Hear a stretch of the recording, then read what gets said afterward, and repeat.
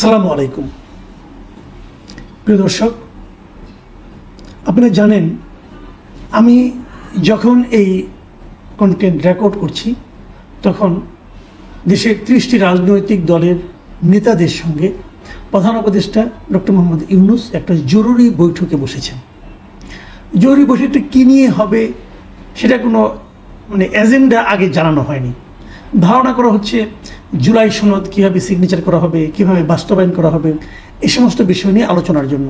এটা হতে পারে, আবার এটাও হতে পারে নির্বাচন কিভাবে হবে, নির্বাচন কবে হবে, নির্বাচন হওয়ার ক্ষেত্রে কী আলোচনা হবে সেটা নিয়েও হতে পারে। যখন এই কন্টেন্ট আপনারা দেখবেন ততক্ষণ হয়তো আপনারা জেনে যাবেন আসলে বিষয়টা কী। তবে আমার যেটা ধারণা যে আসলে কনক্রিট কিছু আসবে বলে আমার কাছে মনে হয় না। আমি এখন পর্যন্ত এই রাজনৈতিক দলের সঙ্গে ডক্টর মোহাম্মদ ইউনূসের কোনো দ্বিপাক্ষিক বৈঠকে কনক্রিট এবং খুবই ব্রেকিং নিউজ জাতীয় কিছু এসেছে বলে আমি দেখিনি। আমি এখন পর্যন্ত যতটুকু জানতে পেরেছি বিভিন্ন সোর্সের মাধ্যমে যে উনি বলেছেন যে নির্বাচন ফেব্রুয়ারিতেই হবে। তো এখানে নাথিং নিউ, নির্বাচন ফেব্রুয়ারিতেই হবে এটা আমিও মনে করি, কারণ নির্বাচন ফেব্রুয়ারিতে হওয়া ছাড়া কোনো উপায় নেই। নির্বাচন যদি ফেব্রুয়ারিতে না হয় তো দেশে যে অরাজক পরিস্থিতি তৈরি হবে বলে আমার ধারণা, সেটা সামাল দেওয়ার ক্ষমতা এই সরকারের নেই। এই সরকারের যে কী কী ক্ষেত্রে ক্ষমতা আছে সেটাও আসলে আমার পক্ষে মাঝে মাঝে বোঝা কষ্ট হয়ে দাঁড়ায়। যাই হোক, আপনারা হয়তো বুঝবেন, আপনারা জানবেন। যে সেই আলোচনায় আমি আর যাচ্ছি না। আমি আজকে যে আলোচনাটা করতে চাচ্ছি সেটা হলো নির্বাচনকে সামনে নিয়ে এবং জুলাই সনদের বাস্তবায়নকে সামনে নিয়ে এমন একটা অবস্থায় আমরা পৌঁছেছি যে এটা আসলে একটা জটিল অবস্থা।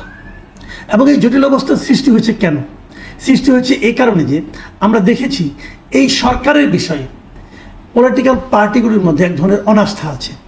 সরকারের ব্যাপারে জনগণের মধ্যে অনাস্থা আছে কি নেই সেটা অনেক দূরের ব্যাপার। ওটা বুঝতে গেলে নানা ধরনের গবেষণা লাগে। কারণ সরকার বলে জনগণ আমার সঙ্গে আছে, এই সরকার বলে জনগণ উন্নতিতে নাকি বুঁদ হয়ে আছে, নানা রকম কথা, ইতিবাচক কথাবার্তা বলে। কিন্তু সেটা আসলেই কি সেটা বোঝা বড় কঠিন। তবে রাজনৈতিক দলগুলো কি মনে করে সরকারের ব্যাপারে সেটা কিন্তু বোঝা যায়। কীভাবে? রাজনৈতিক দলগুলো যখন কথা বলে তখন তো আমরা এগুলো দেখতে পাই মিডিয়াতে। আমরা এই সরকারের প্রতি আওয়ামী লীগ কথা বাদ দেন, আওয়ামী লীগ তো পলিটিক্যাল পার্টি, তার কথা আমি ধরছি না। আওয়ামী লীগ, জাতীয় পার্টি, এগুলোর কথা আমি ধরছি না। ওরা তো সরকারের বিরোধিতা করবেই। তো তাদের আলাপ যদি আমি বাদও রাখি, যারা সরকারের পক্ষে, যারা এই সরকারকে নিঃশর্তভাবে শুরু থেকে সমর্থন দিয়ে এসেছে, সেই দলগুলোর ফিলিংসটা আসলে কী? তারা কি এই সরকারকে নিয়ে এখন খুব বেশি উচ্চাসা প্রদর্শন করছে? আমরা কতগুলো জিনিস লক্ষ্য করলাম। যেমন দায়িত্ব নেওয়ার পর থেকে সরকারের সঙ্গে সবাই ছিল, বিএনপি, জামায়াতে ইসলাম, ছাত্ররা, তখন তো এনসিপি হয়নি, পরে এনসিপি হলো, এনসিপি, সবাই এই সরকারের সঙ্গে একভাবে ছিল। ধীরে ধীরে আমরা দেখলাম, শুরুতে আমরা দেখলাম যে বিএনপি এই সরকারের ব্যাপারে এক ধরনের তাদের রিজার্ভেশন তারা প্রকাশ করতে শুরু করলো। এবং এক পর্যায়ে তারা বলেই ফেললো যে এই সরকারের 3 জন উপদেষ্টাকে তারা পদত্যাগ করানো হোক, তাকে বাদ দেওয়া হোক, এই ধরনের কথা বিএনপির পক্ষ থেকে বেশি জোরালোভাবে উঠলো। আমরা এটাও দেখলাম এই সরকারের একজন উপদেষ্টার সঙ্গে বিএনপির একজন কেন্দ্রীয় লিডার, যিনি ঢাকা দক্ষিণে মেয়র নির্বাচিত হয়েছিলেন বলে দাবি করেছিলেন, আদালতের রায়ও তার পক্ষে ছিল, তার একটা সরাসরি বিরোধ আমরা দেখতে পেলাম। ঢাকা শহরে এক ধরনের অচল অবস্থাও কয়েকদিন চলল। তো সেই সময় বিরোধটা এমন পর্যায়ে পৌঁছেছিল, বিএনপির পক্ষ থেকে বলা হলো যে সরকারের 3 জন উপদেষ্টাকে বাদ দিতে হবে। এবং এটা নিয়ে তখন কিন্তু জামায়াতে ইসলাম এবং এনসিপি সরকারের পক্ষে ছিল, তারা কিন্তু বিএনপির সমর্থন করেনি বিএনপিকে। কিন্তু গত 15ই জুন সরকার প্রধান ডক্টর ইউনূস যখন যে লন্ডনে যেয়ে তারেক রহমানের সঙ্গে মিটিং করলেন, তারপরে দেখলাম পুরো জিনিসটা যেন ওলটপালট হয়ে গেল। ওলটপালট কীভাবে? যে বিএনপি আর সরকারের ব্যাপারে কিছু বলে না। বিএনপি এখন সরকার যা কিছু বলে বিএনপি তার পক্ষে আছে। বিপরীত দিকে তারা যে 3 জনের পদত্যাগ চেয়েছিল ওটা আবার চায় না। এবং আপনার ইশরাক সাহেবকে তারা আন্দোলনের মাঠ থেকে প্রত্যাহার পর্যন্ত করে নিল।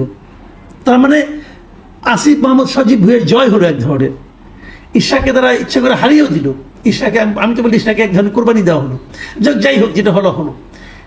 এত কিছু স্যাক্রিফাইস করলো বিএনপি যখন সরকারের পক্ষে সব কিছু মেনে নিচ্ছে, তখন আমরা দেখলাম যে একটা ভিন্ন দৃশ্য। সেই দৃশ্যটা কি? তাদের সরকারের এতদিনের যে বলা হয়ে থাকে সরকারের আপনার মানে কি বলবো এটাকে কিংস পার্টি হিসাবে যাদের পরিচিতি হয়ে গিয়েছিল এনসিপি, তারা ধীরে ধীরে সরকারের বিরুদ্ধে কথা বলা শুরু করলো। জামায়াতে ইসলামী যাদের সঙ্গে অনেকে এমনও বলতো জামায়াতে ইসলামী সরকারকে চালাচ্ছে, দেখা গেলো তারাও সরকারের বিরোধিতা করা শুরু করলো। এবং সর্বশেষ যেটা আমরা দেখলাম যে এনসিপির যিনি প্রধান নাহিদ ইসলাম, তিনি তো সরকারের উপদেষ্টাদের বিরুদ্ধে সরাসরি অভিযোগও করলেন। তিনি বললেন সরকারের অনেকে তাদের অপকর্ম ঢাকার জন্য এবং সেফ এক্সিট খুঁজছেন এবং এই জন্য তারা বিভিন্ন রাজনৈতিক দলের নেতাদের সঙ্গে এক ধরনের লিয়াজও করছেন, তিনি বললেন। এবং উনি বলার পর ওনাদের আরেকজন নেতা সার্জিস ইসলাম বললেন যে মৃত্যু ছাড়া এদের কারো কোনো সেফ এক্সিট নেই। তারপরে দেখলাম তাদের আরেকজন কেন্দ্রীয় নেতা সামান্থা শারমিন, তিনি আবার বললেন যে প্রত্যেক উপদেষ্টাই নিজেদের আখের গুছিয়ে রেখেছেন, এখন তারা চলে যাবেন যে কোনো সময়। নাহিদ ইসলাম বলেছিলেন যে কয়েকজন উপদেষ্টা, আর সামান্থা শারমিন বললেন প্রত্যেক উপদেষ্টা। তার মানে ধীরে ধীরে কিন্তু অভিযোগের মাত্রাটা বাড়ছে। এরপর আমরা দেখলাম আবার জামায়াতের নায়েবে আমির আব্দুল্লাহ মোহাম্মদ তাহের, উনি বললেন যে সরকারের উপদেষ্টা নাকি কোনো কোনো উপদেষ্টা নাকি নানা ধরনের ষড়যন্ত্রে লিপ্ত। এবং ষড়যন্ত্রটা কী ধরনের, তারা বললেন যে বিভিন্ন প্রশাসনের গুরুত্বপূর্ণ জায়গায় একটা বিশেষ দলের লোককে বসানো হচ্ছে যাতে নাকি নির্বাচনটা অবাধ এবং সুষ্ঠু না হয়। তার মানে আগামী যে নির্বাচনটা হবে সেই নির্বাচন নিয়ে তারা সন্দেহ প্রকাশ শুরু করলো। তাহলে বাস্তবতাটা কী দাঁড়ালো, যে এতদিন সরকারের পক্ষে ছিল যে জামায়াতে ইসলাম অথবা এনসিপি, তারা এখন সরকারকে নানাভাবে অভিযুক্ত করছেন, সরকারের বিরুদ্ধে পক্ষপাতেরও অভিযোগ তুলছেন, সরকারের বিরুদ্ধে সরকারের উপদেষ্টাদের বিরুদ্ধে আখের গুছানোর অভিযোগ তুলছেন। তাহলে এই সরকারের নিরপেক্ষতা কোথায় গিয়ে দাঁড়ালো? একসময় অভিযোগ তুলতো বিএনপি, এখন অভিযোগ তুললো এনসিপি এবং জামায়াতে ইসলামী। মানে ব্যাপারটা কি, যখন নাকি সরকার যে দলের পক্ষে থাকে তারা কিছু বলে না, প্রতিদ্বন্দ্বী দলগুলো অভিযোগ করে। বিষয়টা কিন্তু এরকম। আবার নির্বাচন হবে, নির্বাচন আগে এনসিপি আবদার করে বসলো যে তাদেরকে এমন একটা প্রতীক তারা চাইলো যে প্রতীকটা নির্বাচন কমিশনের যে প্রতীকের তালিকা তার মধ্যেই নাই। তাহলে সেই প্রতীক কি তারা পাবে? যদি না পায় তারা নাকি নির্বাচনও করবে না, এমন একজন তাদের এক নেতা বললো। তার মানে নির্বাচনেও কিন্তু এক ধরনের অনিশ্চয়তা দেখা দিয়েছে। একবার ভাবুন, এই নির্বাচনে যদি বিএনপি যায়, যদি জামায়াত এবং এনসিপি বলে তারা নির্বাচনে যাবে না, তো নির্বাচনের চেহারাটা কি দাঁড়াবে? নির্বাচনের চেহারা তখন ভয়াবহ দাঁড়াবে। এদিকে আওয়ামী লীগ নাই, আওয়ামী লীগকে সরিয়ে দিয়েছেন আপনি, আওয়ামী লীগকে বিপজ্জনক মনে করে সরিয়ে দিয়েছেন, ভালো করেছেন, আপনারা যা ভালো মনে করেছেন। জাতীয় পার্টিকে নির্বাচন করতে দেবেন কিনা এখনো বুঝতে পারছি না। যদি জামাত এবং এনসিপিও না থাকে, নির্বাচনটা কার সঙ্গে কার হবে ভাই? আবার তারপর আবার প্রধান উপদেষ্টা বলছেন যে উনি একটা ইতিহাসের শ্রেষ্ঠ নির্বাচন দিবেন। কিভাবে দিবেন উনি? তো সব মিলিয়ে যে অচল অবস্থা, এটা কেন? আবার আমি এই যে তত্ত্বগতভাবে একটা কথা বলি, ধরা যাক সরকার একসময় জামাত এবং এনসিপির পক্ষ ছিলেন, তখন তাদের বিরুদ্ধে বিএনপি কথা বলেছে। এখন আবার ধরা যাক তারা বিএনপির পক্ষে আছেন, এখন এনসিপি এবং জামাত সরকারের বিরোধিতা করতেছে। এই যদি হয় তাহলে আমরা এটুকু অন্ততপক্ষে মানতে পারি যে সরকার কখনো না কখনো কোনো না কোনো দলের পক্ষে ছিলেন, কোনো না কোনো দলকে তিনি বিশেষ সুযোগ দিচ্ছিলেন, এই সরকার দিচ্ছিলেন অথবা দিচ্ছেন। তাহলে এই সরকারকে আপনি নিরপেক্ষ কি করে বলবেন? নিরপেক্ষ আগেও বলা যেত না, এখনো বলা যাচ্ছে না। আমি যদি জামায়াতে ইসলাম এবং এনসিপির অভিযোগকে সত্য বিবেচনা করি, তাহলে এই সরকার নিরপেক্ষ নয়, এই সরকার কোনো না কোনো দলের প্রতি পক্ষপাত দুষ্ট। আবার আগের 15 জনের আগের যদি বিএনপির কথাগুলিকে অভিযোগগুলিকে আমরা সত্য বলে বিবেচনা করি, তাহলে তখন এই সরকারটা পক্ষপাত দুষ্ট ছিল জামাত এবং এনসিপির দিকে। তাহলে এই সরকার তো নিরপেক্ষ নয়। যদি এই সরকার নিরপেক্ষ না হয়, তাহলে এই সরকার কিভাবে একটা ভালো নির্বাচন করবে? তার মানে এই সরকারের পক্ষপাত দুষ্টতার একটা অভ্যাস আছে, কখনো এই পক্ষে থাকে, কখনো ওই পক্ষে থাকে। কিন্তু আপনার তো কোনো পক্ষে থাকার কথা না, তাহলে আপনি কিভাবে নির্বাচন করবেন?